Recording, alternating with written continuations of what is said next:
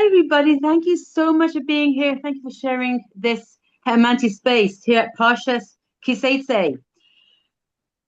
There's a lot of talk about Milchama. I think we talked a lot about Milchama. I'm not going to be talking about war right now. We're going to be talking about something else this week.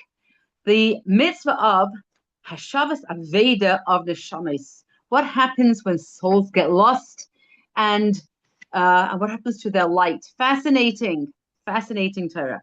So the pasuk in the parsha says, "Lo sira es shor achicha."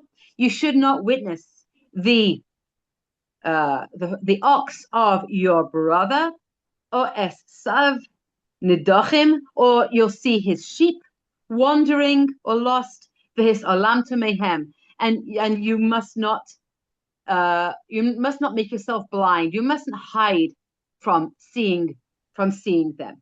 Don't pretend that you don't see them. Don't make nishvisendik.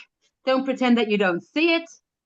Hashev tashivam la'echicha. But you should surely hashav tashivam, a double language, meaning no matter how often they have strayed, no matter how often this needs to be done.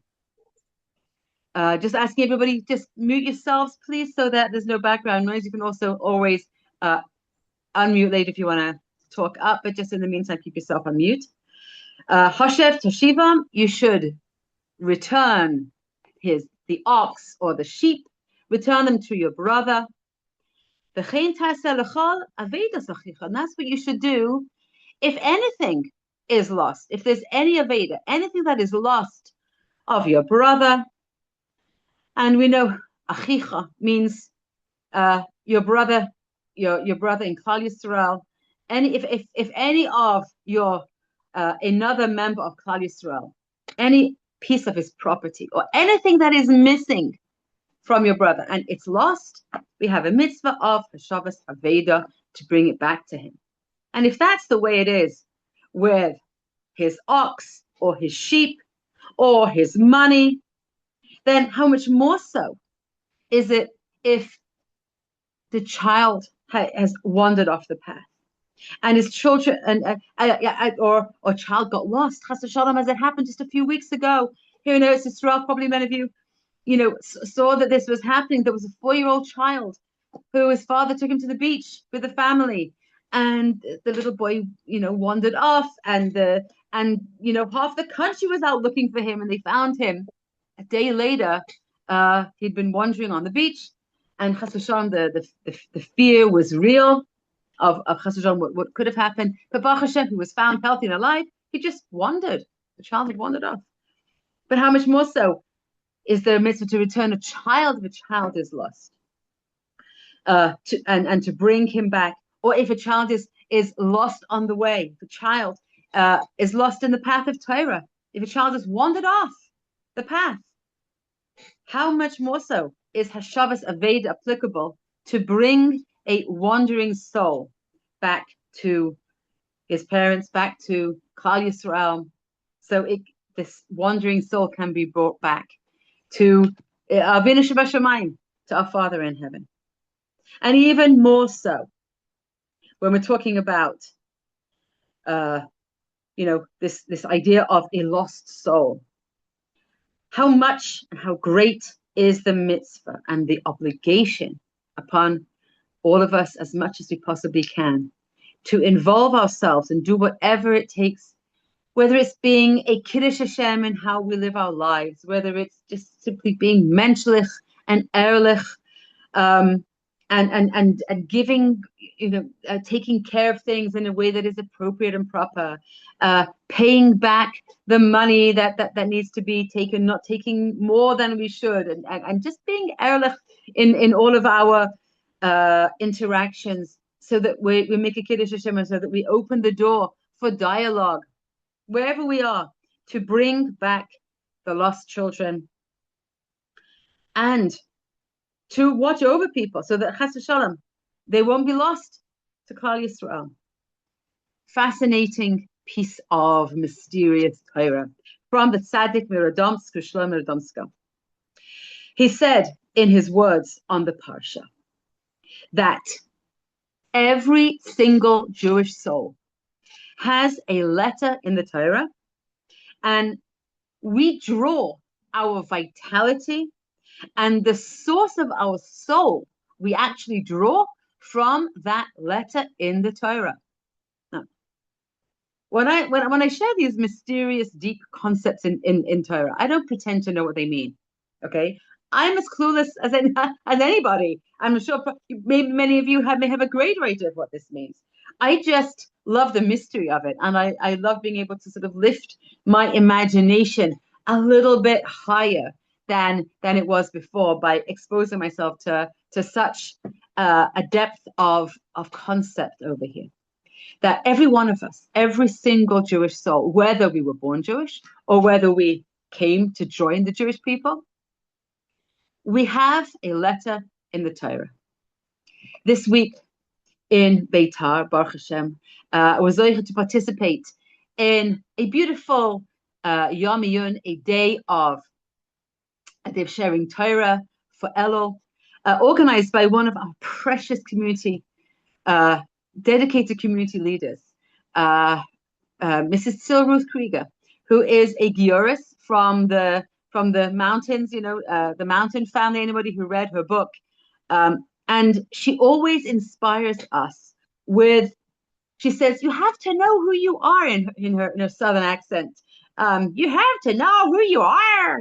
She says, everybody, you have to know who you are as members of Klal Yisrael. You have to see how beautiful you are. She says, I look around the houses of Beitar, and it's Friday night, and I know that in every home, the women are lighting candles, and in every home, women are saying brachas, and in every home, everyone's dressed seriously. 90%, maybe 99% of the people who live in Beitar. And she appreciates things that so many of us take for granted, but they're always so fresh in her eyes because of having spent, I don't know whether she was at least 30, 40 years, on a mountain, raised by missionaries. She was sent to missionary school, and became, Baruch Hashem, a beautiful spokeswoman for Jewish women. So it just being able to, sometimes when we could see our impact, the mitzvahs that we do, the souls that we have from another perspective, it can give us a new perspective on who we are, and hopefully elevate our own self in our own eyes, because we need that. And that's the Hashavas Aveda that I'm going to attempt to do today.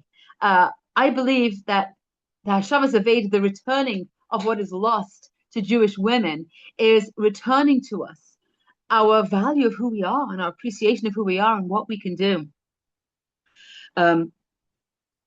The Rav Shlomo Freifeld,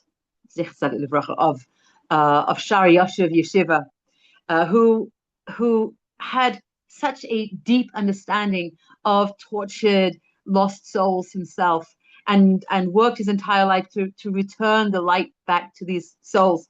At a certain point, he was told that there was a family where the father wasn't so committed to Yiddishkeit, and the mother had enrolled children into a frum school, but because the father wasn't so committed, they were watching television at home, and this was impacting on the things the children were talking about when they came to the cheder, the girls' school, and that was having a negative social impact on these children's capacity to integrate properly and optimally in their classes.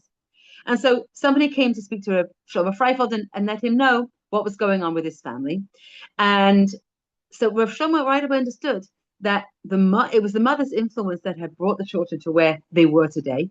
And he stood up, and he put on his hat, he put on his jacket, he said, I have to go and tell her, he said, I have to go and tell her who she is.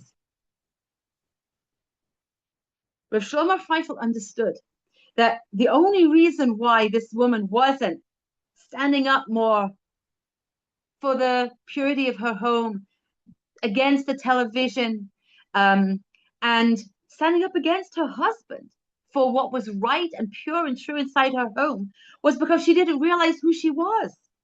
She didn't realize the pathway of Jewish women throughout history who have been the uh, the boundary. We have been the ones that set the limits and said, no, we're not going to give our money to the golden calf. We're not going to support the spies who came back with bad words about Eretz Israel. The women always loved the land. The women did not give their jewelry and kept back their gold. The women were the first to donate their mirrors for the Mishkan.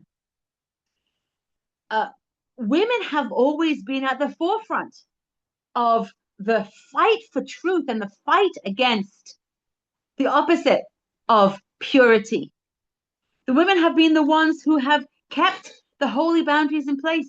And it's only if a woman loses the sense of who she is and where she comes from and the pure, holy, godly mission that she's been given would she allow herself to be submissive in a place where that's not the appropriate response, where it's her job to be like a lioness and fight for the purity of her home. And that's how Shlomo Feifeld wanted to let this woman know. He did her Shabbos Aveda.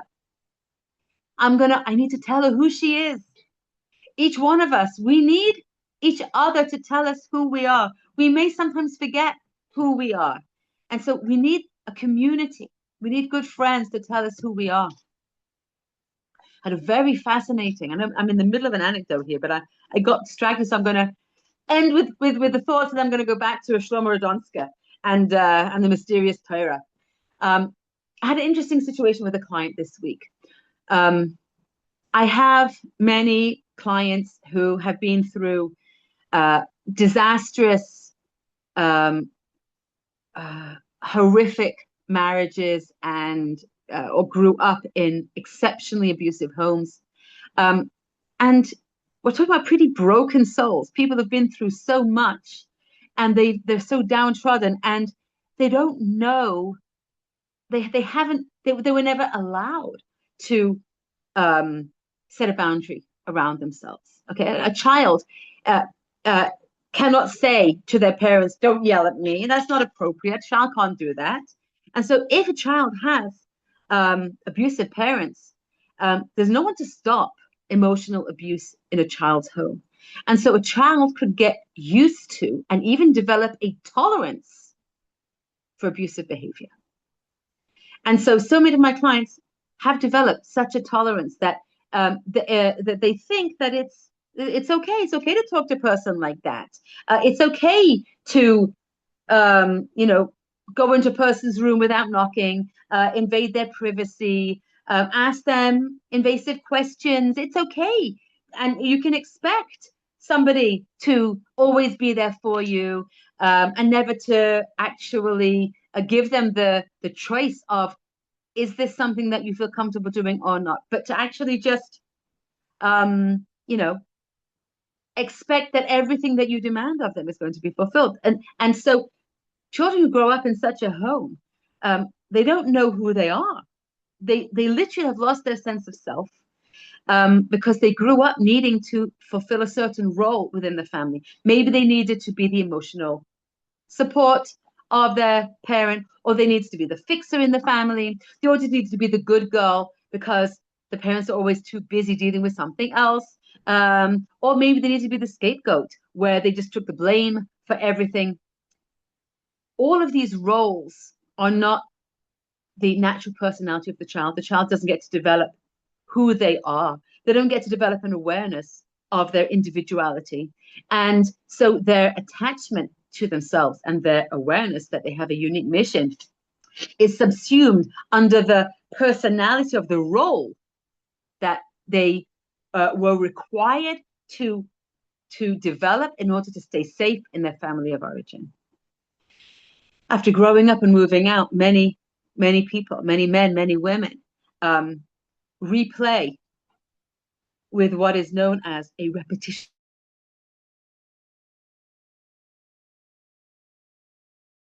compulsion in trauma language. Because Kadosh Baruch Hu gives us similar situations so that we can be metaken, so that we can fix them up, so that through experiencing something similar, we can actually allow it to penetrate in our brain and ask ourselves, wait, is this normal? Is this what it's supposed to be? And we can actually work through it and come to a healthy resolution for Ezras Hashem. So sometimes it will happen that a woman has developed a man. That again, my experiences with my female clients. So I'm going to talk about women, even though it's absolutely just as applicable with men who've gone through similar situations.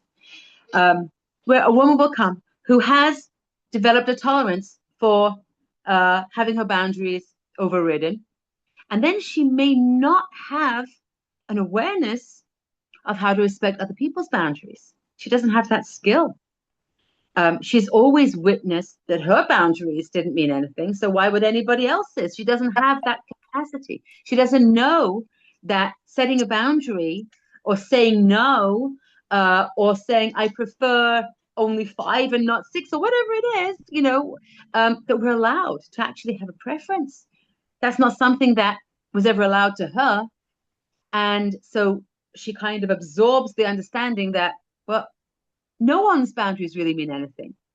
And so it happened this week that one of my clients who because of my own nervous system, I tend to need things planned in advance.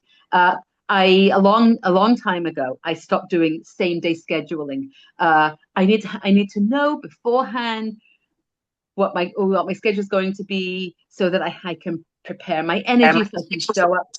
One second, just keep yourself muted if you don't mind. I know that it wasn't automatically muted when you come in. If you don't mind muting yourself, and you can absolutely unmute later. We just want to minimize the background noise.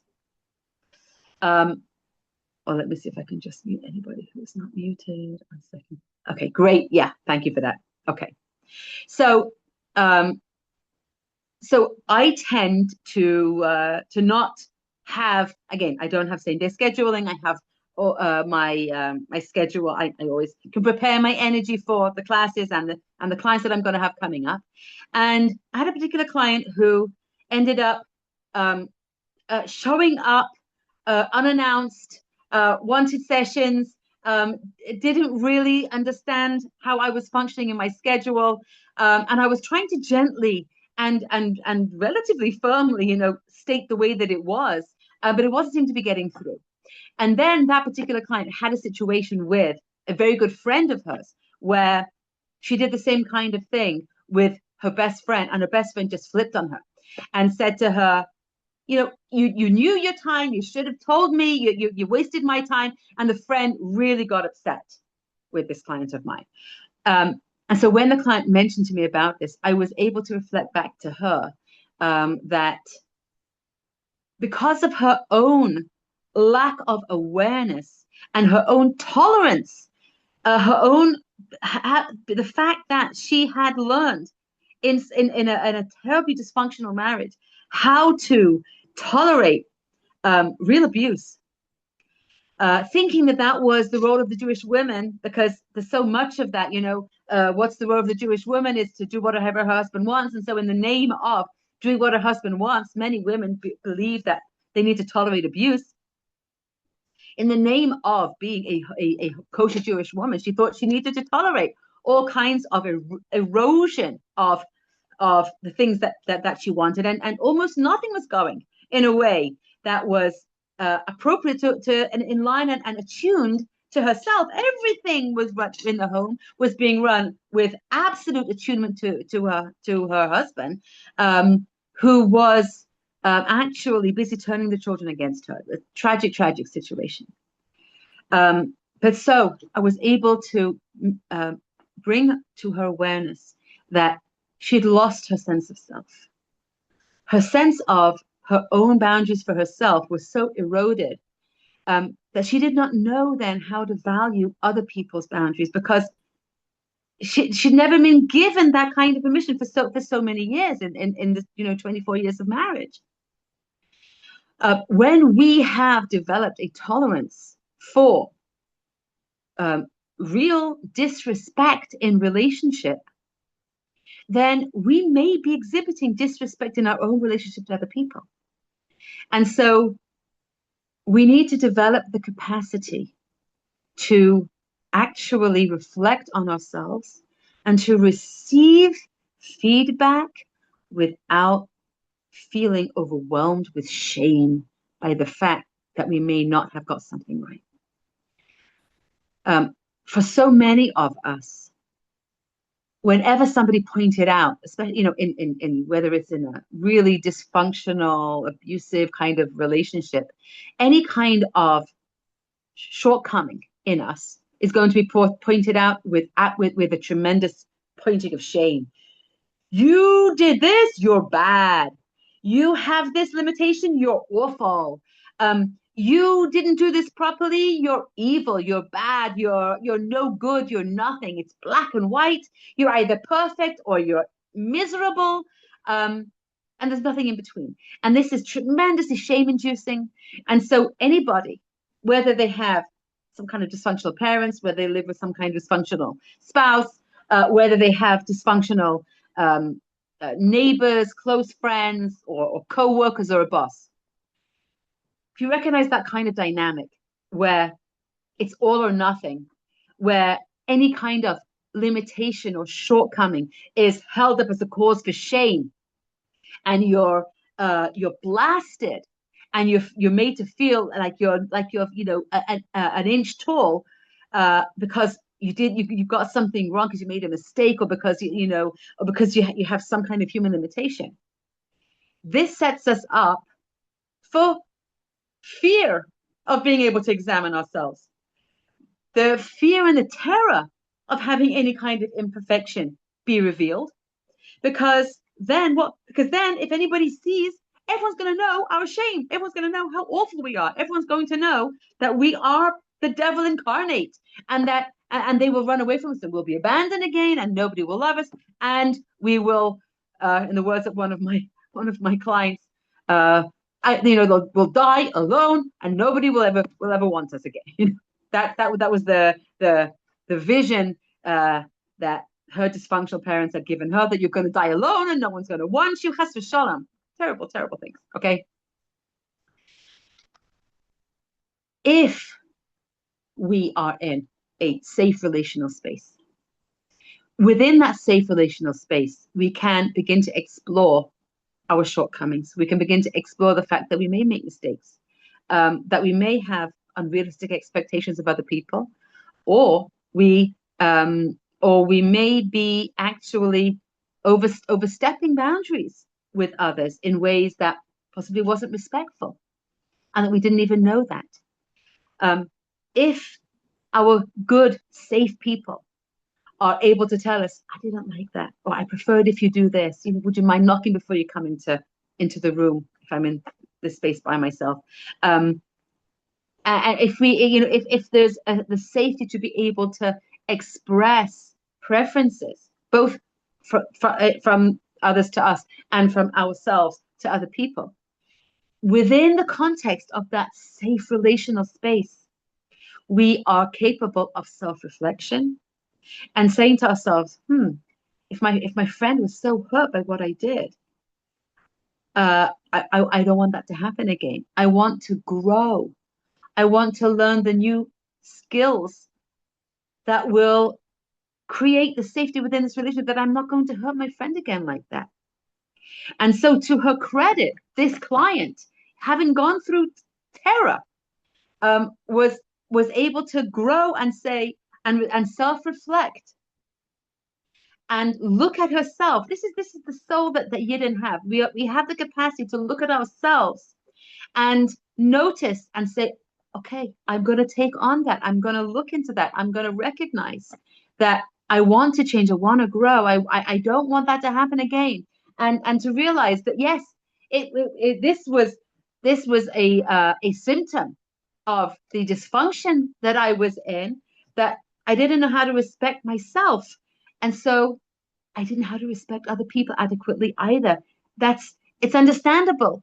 It doesn't mean I'm evil. It doesn't mean I'm shameful. It's not something that I'm bad because I did that.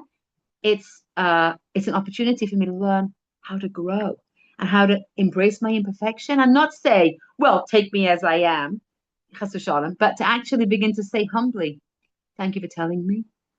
I realize it's going to take some time to rebuild our trust again. But I'm committed to doing what I can do to build our trust and to show my respect for you in the future.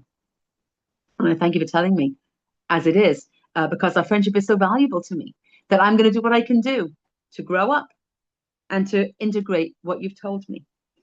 But we can only do that if we're in a safe relational space. And that's why I'm talking all the time about being in community and having friends and having people with whom you can feel safe. Because as long as we're in a place where we feel judged and where we feel shame at the very mention that we may have some kind of limitation or that we're not perfect and that we have to be perfect all the time. Otherwise, the dread is so great for being seen as being perceived as imperfect that we cannot face it because the fear was so great of the rejection if we weren't perfect. We cannot actually grow. We cannot become better than we are because we're not capable of introspection. We're not capable of actually looking at ourselves in an honest way because the shame is too great. And so the very first step for growth in Elul is friendship. We might not have thought of it in that kind of context, but safe relational spaces are the medium. And the Professor Rebbe said this. Hashem Yinkaim Damai, the Heilige Professor, he said that we need to have friends. We need to have a friend in avodas Hashem, somebody with whom we can discuss our greatest failings. We need to have someone that we can do that with. He understood that friendship is the aleph, is the beginning of our capacity to grow. We need to have a safe relational space in order to know our value, in order to be able to safely look at ourselves and think about ourselves and make decisions going forward about ourselves. So, knowing who we are, we spoke about Rav Shlomo Freifeld, who went to go and tell this woman, you have to know who you are so you have the capacity to change. We spoke about having a friend who knows who we are. We spoke about seeing ourselves from different vantage points and from someone who sees us from the outside who can let us know who we are, both our strengths and weaknesses in a safe relational space. Back to the words of the tzaddik Rosh Shlomo Radomska, who said in this parsha that every person in Israel, every person in Klal Yisrael has a letter in the Torah from which we draw our vitality and the source of our soul. Vitality takes in so much space. Vitality means our joy, our life, our sense of well-being, our sense of being connected to our individuality and our mission. So much comes from this word chiyus, of vitality and joy. The source of our soul comes from a letter in the Torah. Okay, well, again, whatever that can mean, I don't know what it means, but we know that any single letter in the Torah, if it would be missing, the Torah is not perfect. The Torah is not complete. And throughout history, the halachas, the intricate laws of how to write a Sefer Torah are so specific because the care that needs to be taken with every single letter, not only the letters, but the space around the letters. Every letter needs to have its own space. The respect that needs to be given to every single letter in the Torah is so vital and important. And what comes to mind is a few Shavuos ago. Again, there's so many just crazy years went over Klal Yisrael in Eretz Yisrael, but we had COVID, and then we had the terrible thing that happened on Lag BaOmer, and then the very next Shavuos in Karlin, there was a collapse of the parenches at a tish, and one of my sons actually, he's fine, but he fell from the parenches, and he definitely had a trauma, and he had an injury to his leg, and he was in hospital on that Shavuos. I was at home. I didn't even know that there had been any kind of accident on the parenches on that Shavuos. I was at home and blissfully unaware that any kind of tragedy had taken place. People had lost their lives in that accident. And Moshe Shabbos, one of my son called me and he said, "Mommy, we're all fine." And I said, "Who fine? What fine? What's going on?" And then I found out what had happened to my son. Baruch Hashem, he was fine. But at that time, uh, the Stolner Rebbe Shlita, one of the things that he said after the Miron tragedy and the collapse, when people were crushed, he said, "We don't crush another person." I mean, it sounds like an obvious takeaway, but this is again just one of the lessons of the fact that every letter in the Torah needs to have the space around it. It needs to be its own unique, identifiable letter, not merged to another letter. Everyone has its own space, and if it's mixed with another letter, it doesn't have. It's not a kosher Sefer Torah. The entire Sefer Torah is puzzle if one letter is encroached upon by another. We don't crush another person. The individuality, the personhood of another person, we must respect them, we must respect another soul and our own souls. We need to know the value of our own souls. And so this client who needs to learn how to respect herself and be able to respect others and to learn the capacity to self-reflect and see that in herself and then be able to also give this to other people. Giving respect to others, respecting ourselves. This is part of understanding that we are one of the letters in the Torah. If, again, Rosh Shlomo Radomsky says that if, Chas v'shalom, one soul sins and loses the straight path, veers off the straight path, then that letter, his particular personal ois, that letter in the Torah, in some way becomes disconnected from its source, and the light that provides the vitality of that person dims because we have a source, we're connected to the Torah through the Shemira of the Torah, through the performance of the Torah. We are one with the Torah through our performing the mitzvahs of the Torah. If a person slacks in the performance of the Torah, again, not because we're trying, but it's not perfect yet. Okay, but is in rebellion. Okay, when a person is actually in rebellion, he's chayta. Chayta means that it's like in a rebellion. All right, didn't do it by mistake. It wasn't a shogeg or ashma. He did it. He was chayta. He actually went in a rebellion against Hashem. Again, to be really clear, so that we don't all think all of a sudden, oh no, I didn't do a mitzvah with perfect kavanah, so now my light is dimmed. No, that's not what we're talking about. When a person is in active rebellion, the Chafetz Chaim says this, that only when a person is in active rebellion, then are they considered in these kinds of categories. Okay. But if a person is in rebellion against the Torah, and then Chas v'shalom, their light begins to dim, their spiritual light begins to dim. And this is what Cain said. This was the claim that Cain said to HaKadosh Baruch Hu, Hein garashta oisi. The simple meaning of this phrase is, you sent me out of the garden. Oisi means me, you sent me out. But oisi also can be understood to mean my letter. You sent out my letter. You separated me. Because of what I did, you created then the world in such a way that when a person is chayta, when a person does such an avera, he killed his brother, that was direct rebellion against Hashem. When a person does such a thing, he's separated from his ois, from the letter in the Torah that gives him vitality and light. You took away my letter from me. My letter in the Torah has been dimmed, and so it doesn't light up within me. And now, because I'm walking in the darkness, all of the wild animals, I'm going to be I'm open prey for the wild west, for the people, for the wildness of the world, because I don't have the light of the Torah, of the letter of the Torah, my personal letter of the Torah shining within me. That was what Cain complained to Hashem. Now okay, I did what I did, but you separated me from the light force inside me.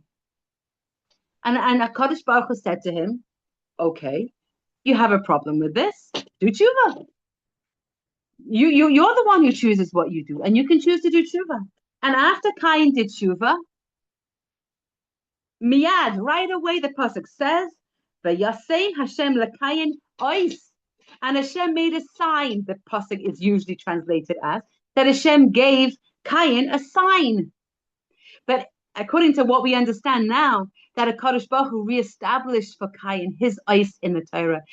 According to the Rosh Shlomo Radomska, that a Kadosh Baruch Hu gave back to Cain his own connection to that letter of the Torah that would light up within him and would give him his vitality and his source of his soul, so that would give him protection against all of the wild animals of the world, and he would not be harmed by them, so that he would now no longer be a target, because he had that sign, not the sign, not again, as the literal meaning of the pasuk might mean, he had the sign of Cain. Here we're talking about that Hashem reestablished his ois, Hashem reestablished for him his connection to his letter in the Torah that every one of us has.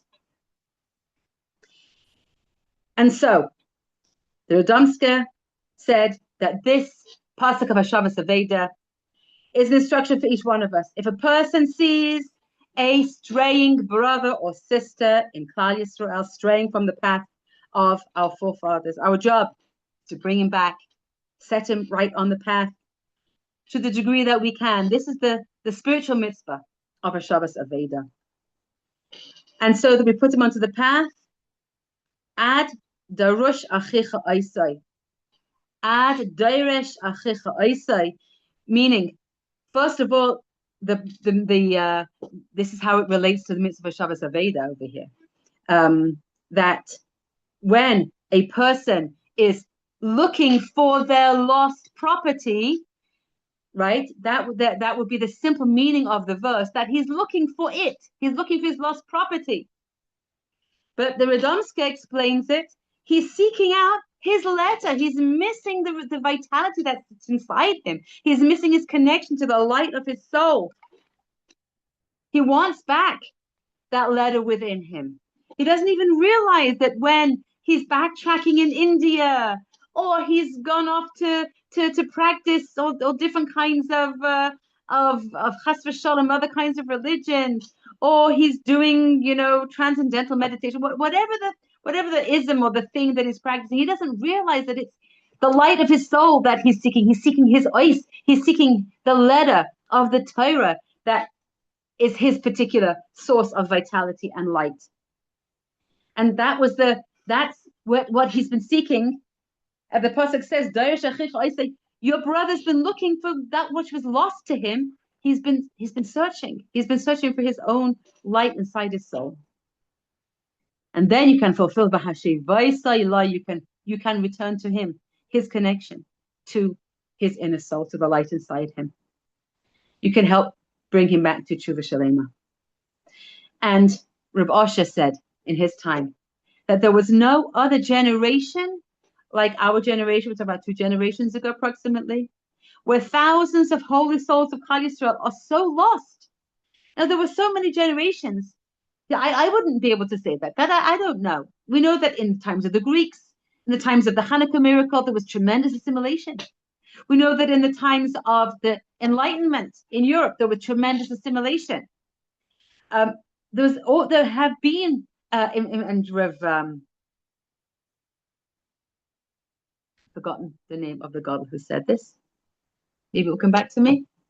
But there was a gadol who said that before the Holocaust, there was tremendous assimilation in Europe.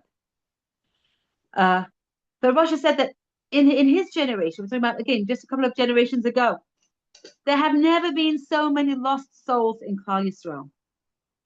And he said that we can absolutely save so many of them. And we are witness to an incredible phenomenon of the return of so many souls, of the Baal Tshuva movement that he witnessed the beginning of it, where it's still happening all over the place. And he says that the pasuk says that Chazal teaches, that in the place where Bali Tshuva, those who have come back, those who have returned, in the place where they stand, even full tzaddikim cannot stand. And Rabbi Osher said, what does this mean? He says, sometimes we witness the souls of Bali Tshuva that are so incredible, that the changes that they've made, the shifts that they've made, who they've become. He said, a person who grew up fulfilling Torah by rote, they might even be embarrassed of the way that they serve Hashem when they stand next to someone like that. I know, one of my daughters, we hosted, for many years, I had a dear friend of Balas who came every Rosh Hashanah to eat by us.